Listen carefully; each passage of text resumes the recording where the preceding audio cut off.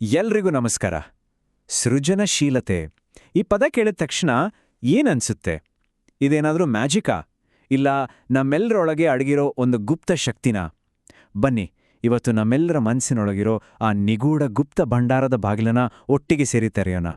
ಈ ಪ್ರಶ್ನೆ ಬಹುಶಃ ನಮ್ಮೆಲ್ಲರ ತಲೆಯಲ್ಲೂ ಒಂದ್ಸಲನಾದ್ರೂ ಬಂದಿರುತ್ತೆ ಅಲ್ವಾ?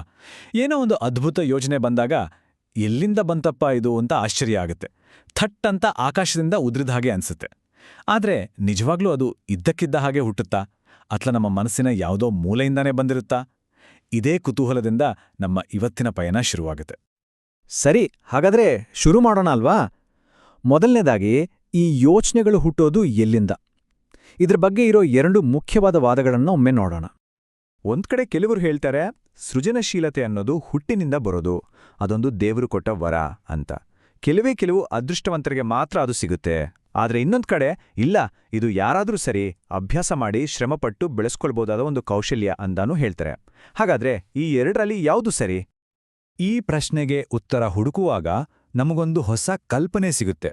ಅದೇನೆಂದ್ರೆ, ನಮ್ಮ ಎಲ್ಲರ ಮನಸ್ಸಿನಲ್ಲೂ ಒಂದು ಗುಪ್ತ ಭಂಡಾರ ಇದೆ. ಹೌದು, ನಮ್ಮ ಎಲ್ಲ ಯೋಚನೆಗಳಿಗೂ ಅದೇ ಮನೆ. ಹಾಗಾದ್ರೆ ಏನಿದು ಗುಪ್ತ ಭಂಡಾರ? ಇದೊಂದು ರೂಪಕ ಅಷ್ಟೇ, ನಮ್ಮ ಮನಸ್ಸಿನ ಆಳದಲ್ಲಿರುವ ಒಂದು ಅದ್ಭುತ ಜಾಗ ಅಂತ ಅನ್ಕೊಳ್ಳಿ. ನಾವು ದಿನ ನೋಡಿರೋದು, ಕೇಳಿರೋದು, ಓದಿರೋದು, ಅನುಭವಿಸಿರೋದು ಎಲ್ಲವೂ ಇಲ್ಲಿ ಪುಟ್ಟ ಪುಟ್ಟ ಬೀಜಗಳ ತರಹ ಶೇಖರಣೆ ಆಗಿರುತ್ತೆ.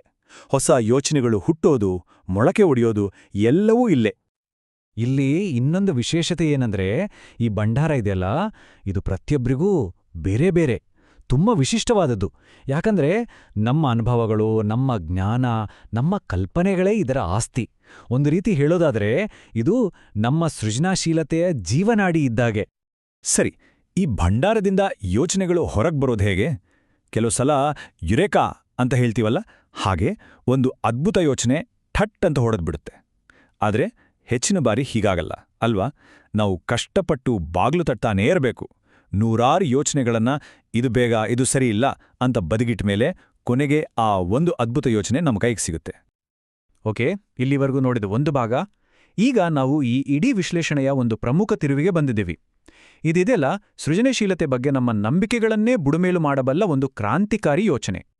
ಈ ಒಂದು ವಾಕ್ಯವನ್ನ ದಯವಿಟ್ಟು ಗಮನ ಇಟ್ಟು ಕೇಳಿ. ಸೃಜನಶೀಲತೆ ಅನ್ನೋದು ಒಂದು ವರವಲ್ಲ, ಅದು ನಾವು ಬಳಸಿದಷ್ಟು ಬೆಳೆಯುವ ಒಂದು ಸ್ನಾಯು. ಯೋಚನೆ ಮಾಡಿ, ಎಂಥ ಅದ್ಭುತವಾದ ಮಾತು! ಇದರ ಅರ್ಥ ತುಂಬಾ ಸರಳ.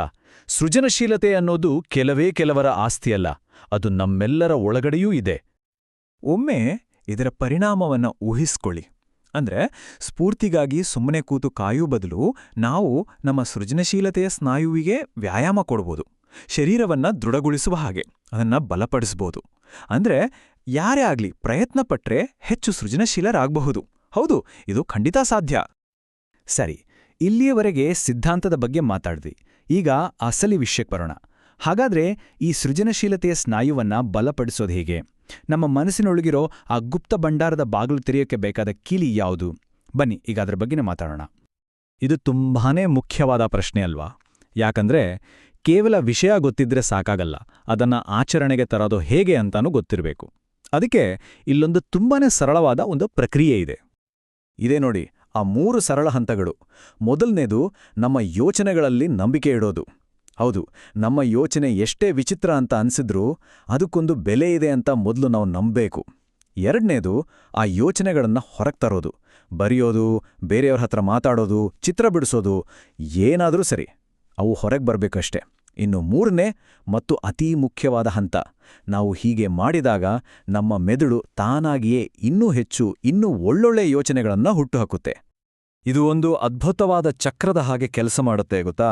ನೋಡಿ, ನಮ್ಮ ಯೋಚನೆಗಳ ಮೇಲೆ ನಂಬಿಕೆ ಇಟ್ಟಾಗ ಅದನ್ನು ಹೊರಗೆ ಹೇಳೋ ಧೈರ್ಯ ಬರುತ್ತೆ.